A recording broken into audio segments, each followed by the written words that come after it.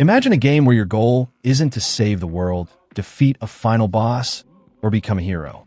Instead, you're a goat. A goat that can launch people into the sky, stick its tongue to literally anything, summon chaos wherever it goes, and somehow survive all of it. Back in 2014, a small Joe project from a Swedish studio called Coffee Stain Studios accidentally became one of the most iconic comedy games ever made. What started as a parody of buggy physics games turned into a franchise with multiple releases, wild expansions, and millions of players embracing complete nonsense. From the original Goat Simulator and its bizarre DLCs, to the mobile spin-offs, and eventually the massive open-world chaos of Goat Simulator 3, the series has constantly pushed one simple idea. What if being a goat was the most destructive thing imaginable? So today, we're looking at every Goat Simulator game ever released, how they evolved over the years, and why this ridiculous franchise is still going strong.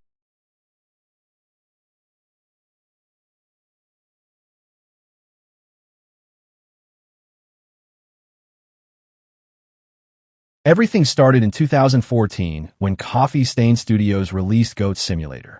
Originally created as a small Joe project, the game quickly exploded in popularity thanks to its ridiculous physics, countless bugs, and complete lack of seriousness. Players controlled Pilger the Goat, whose main objective was simple: cause as much chaos as possible. You could headbutt people, launch vehicles across the map, discover hidden secrets, and break the game in ways that would normally be considered glitches. But instead of fixing them, the developers embraced the insanity, making it part of the experience. The game's unexpected success led to several DLC expansions that took the concept in increasingly absurd directions.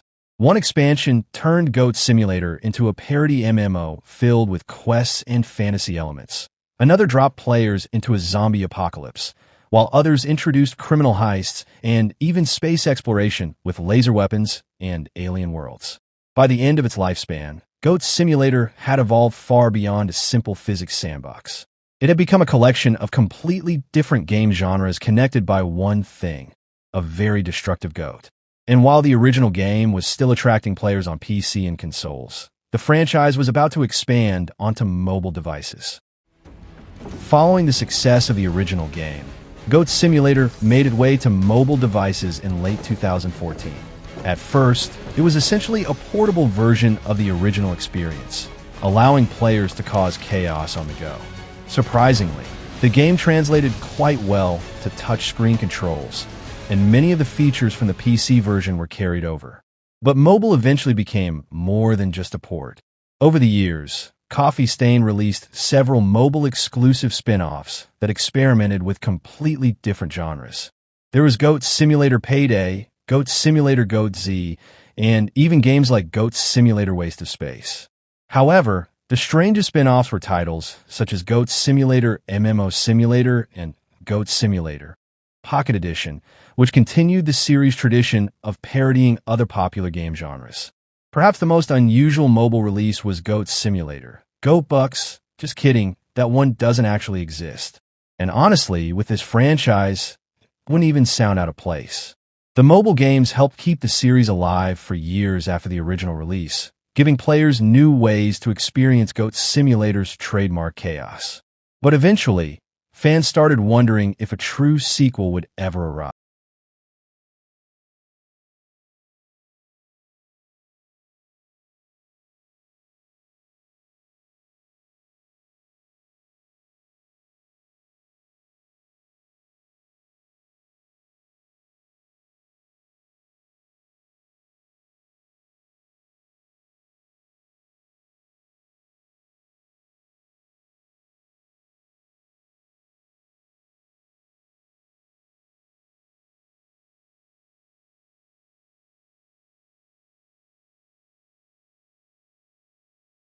Players were dropped into the massive island of San Angora, packed with secrets, side activities, mini-games, collectibles, and enough chaos to keep players busy for dozens of hours. There were also far more goats to unlock, each with unique abilities ranging from useful to completely ridiculous. Whether you wanted to become a shark, a giraffe, or something that looked like it escaped from another dimension, Goat Simulator 3 had you covered. One of the biggest additions was proper multiplayer. Up to 4 players could explore the world together, complete events, or simply ruin each other's day in the most entertaining ways possible. And just like the first game, Goat Simulator 3 didn't stop with the base release. The game continued receiving updates, new gear, seasonal events, and eventually its first major expansion, which added even more areas, quests, and absurd scenarios for players to experience. By this point, Goat Simulator had fully embraced being a giant comedy sandbox rather than just a physics joke game. The game also made its way to mobile devices years later, bringing the full Goat Simulator 3 experience to phones and tablets. Unlike the original mobile releases, this wasn't a simplified spin-off. It was essentially the actual game, allowing mobile players to experience the same open world, quests, and chaos found on PC and consoles. And speaking of jokes, we need to talk about that reveal trailer. When Goat Simulator 3 was announced, Coffee Stain recreated the famous reveal trailer for Dead Island 2 almost shot for shot. There was just one tiny difference. Goat Simulator 3 actually released. Looking back, Goat Simulator is one of the strangest success stories in gaming. A game that was originally created as a joke somehow turned into a long-running franchise with multiple releases, expansions, and millions of players. Instead of fixing the chaos, the developers built an entire series around it. From a simple destruction of the original Goat Simulator to the bizarre mobile spin-offs, and finally the massive open world of Goat Simulator 3, the franchise has always stayed true to its core idea. Being a goat is far more dangerous than it should be. And somehow, that's all it needed.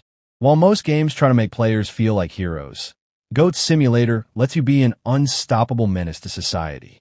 No deep story, no emotional ending, just pure chaos and a goat with way too much power. For a franchise that started as a joke, it's managed to survive longer than many games that took themselves seriously. Not bad for a goat.